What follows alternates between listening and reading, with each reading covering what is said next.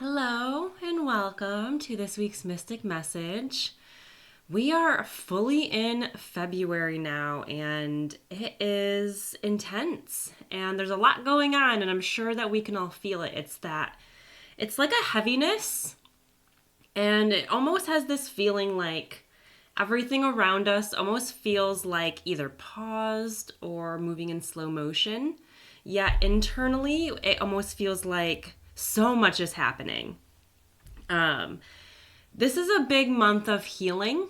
I think the whole winter, and I've spoken about this many, many times, this winter has been setting the foundation and laying the groundwork and the framework for spring and the big transformation that is coming for spring. And for this winter phase, kind of the healing and or reflection and or self-discovery, it's all internal, right? But the kind of specifics for us as individuals is kind of it's different for everyone. Yet there are still themes, and I love themes. And so the energy forecast spoke to a shift around the solar plexus, and that is what some of this is going to be. And so there is a push for healing, and I know a lot of you have been on a deep healing journey and are kind of like, well, when does it end? And when do I get a break? Or when does my external reality reflect the inner shifts that have taken place? It is coming. Again, don't give up. Don't give up when you're like this close to the end, right? And again, also just as a side note, and this really helped me, everything is perspective, and sometimes a slight tweak to the way we see something can completely change the energy of it and the way that it impacts our mental and emotional state. And so if you're one of those people that's feeling like, I have been relentlessly healing for so long and I'm just waiting for it to be over, and then it's not over, and then we just get discouraged and kind of down and like, well, what am I doing? If we can just kind of shift that perspective to healing, maybe you shift it into the word, evolving or growing, because that's truly what it is. Healing is evolving, and it is an ongoing thing. It is a spectrum and it is a journey. There's no goal. No one will ever be perfectly healed or completely evolved or completely ascended or whatever you want to call it. The whole point of why we incarnate and have these different experiences is to keep that evolution going. So if you make that slight tweak, it feels less daunting. It just feels like this is part of the human experience. It was always meant to be part of the human experience. And so it doesn't end. It always is going to come in the ebbs and flows. However, there is a big push, and I do feel like there is a light at the end of the tunnel, of the intensity, I should say, around it. But right now, healing in February, it's like, stop ignoring everything that's right in front of you. Sometimes we can feel like, I feel heaviness, or I'm feeling emotions, or I'm having, some thought patterns that won't go away. We're noticing the manifestation of the thing that is not healed, but we can't quite grasp what it is. And right now, a lot of it, our external reality is just a reflection of our internal state, right? That's also the way manifestation and law of attraction shows up. And so, but right now it is like extra. The things, everything in your external reality and what you are choosing to focus on, whether it consciously or unconsciously, is showing you what needs to be healed. So there's no guessing game. No one can say they don't know what it is, because you do. You're just either choosing not to see it, or you're resisting it, or maybe you're diving right into it. And if that's the case, I applaud you. This has been really showing up for me. I'll give it even a quick example. I felt like it was time to write a cord cutting letter with an individual. Enough time had passed. It felt like it was time. I'd gone back and forth between should I send it, should I do a cord cutting letter and burn it, let it just be for me, or should I actually maybe communicate with this person that maybe I haven't communicated with in years. I made this decision of, okay, I'm gonna do it. I'm just gonna write the cord cutting letter.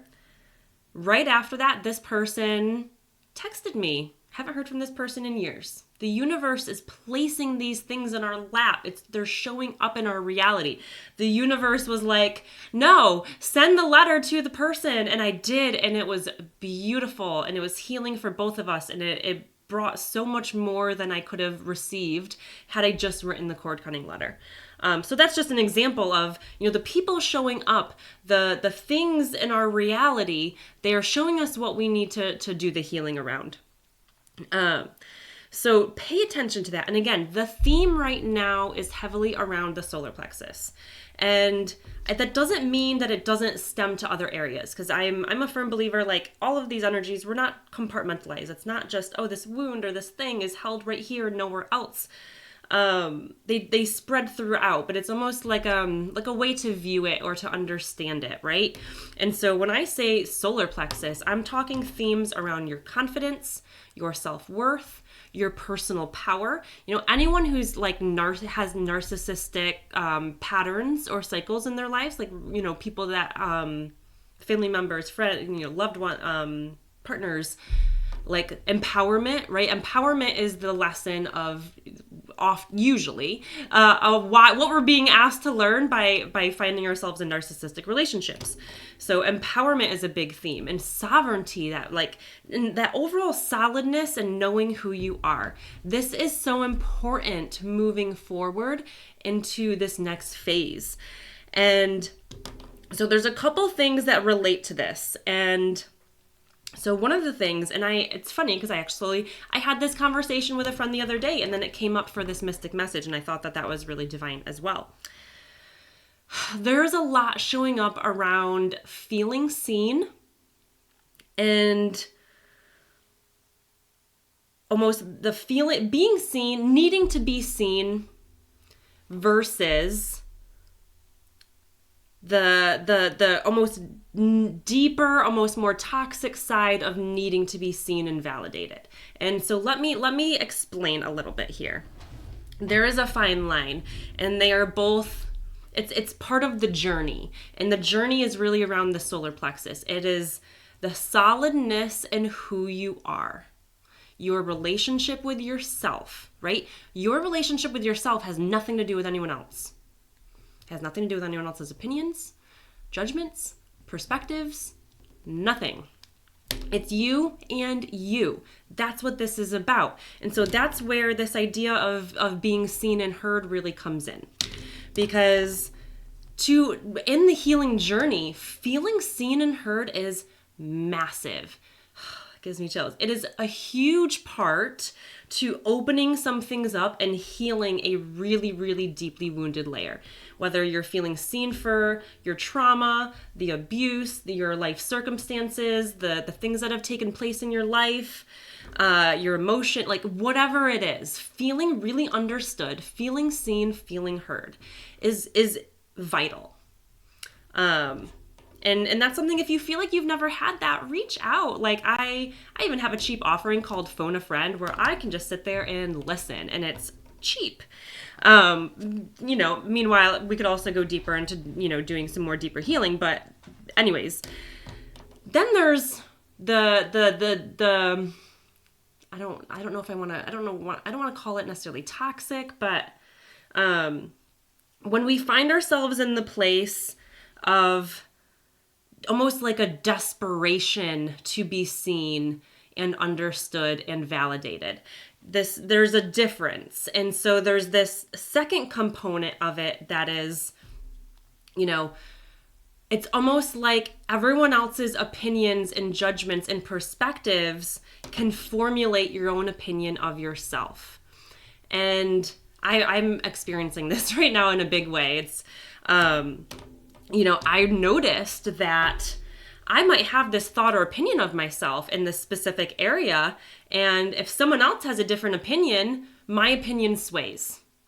And that's what that's what we're working on and trying to heal, and why when it goes so far to almost like needing that external validation more than simply just being seen, it's not serving us, and it's giving our power away, and it's a sign of where we're not solid within our knowing of who we are. Because a beautiful solar plexus of sovereignty, personal power, confidence, self-assuredness, where nothing can get into your energy, is where this is who I am. I know my strengths, I know my weaknesses, I know my blessings, I know my magic, I know all of these things. And all of these people out here could have different opinions, and your opinion doesn't waver. And not necessarily in like an egotistical or like, oh, I can't take feedback from other people type of way. That's different. I'm sure you understand the difference. There are those people who opinions don't make them waver.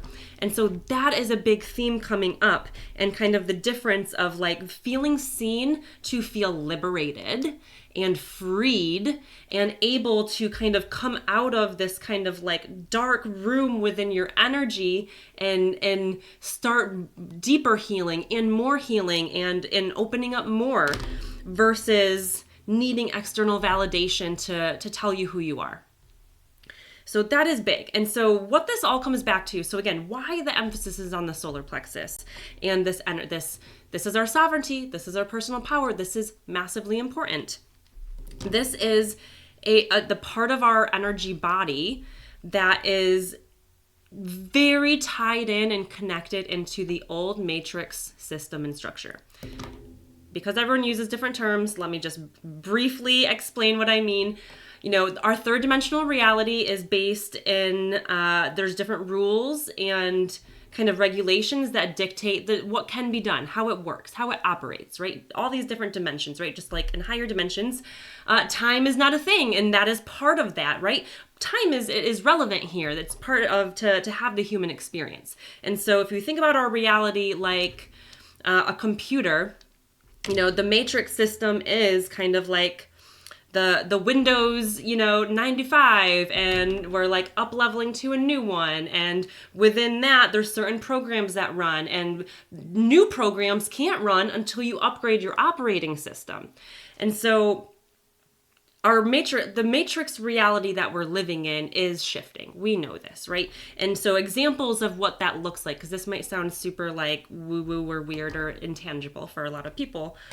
The patriarchal systems and structures, the way our politics work, the polarity, which is taking duality and pointing it against each other, the kind of government structures, the imbalance of the top 1% and the rest of us, right? The structures are big parts of this older kind of matrix system. To stop feeding that and to kind of move into feeding what we are looking to feed, which is freedom, equality, love, oneness, compassion, right? I think we can all agree that most of us, if you're watching this, that's kind of the reality we're trying to co-create together. To plug into that and to fuel that with our energy, because the more that is plugged into feeding this kind of new view, dream, idea, matrix, however you perceive it, doesn't really matter. Words are a challenge, right? But the more that are over here plugged into that, the quicker we're going to move into that collectively. But we can't plug into that when we're still plugged into this. You can't have Windows 95 and Windows, I don't know, whatever the newest one is, installed at the same time. It doesn't work that way. And we can't bring in the new programs of freedom and equality on Windows 95 because it doesn't have the capacity. It can't run those programs. And so to move from here to here, to disconnect from the old and connect into the new, solar plexus healing is vital to really disconnect. And it can look like a big gnarly cord. If you've ever looked at your solar plexus, if you're super clairvoyant and you see a big gnarly cord and you're like, it doesn't really feel like it's related to a person and it seems a little bit different than your typical cord, it might be plugging you into the matrix system. And you might feel that disconnect when the programs within your body are not aligning there anymore. You can disconnect from that, and then you can connect over here. And then you can bring in all of the new programs within your mental body, if that makes sense. So big themes, they are so important. Spring is transformational, and I'll leave you with this kind of visual or this imagery. Spring, we're all going on a new adventure.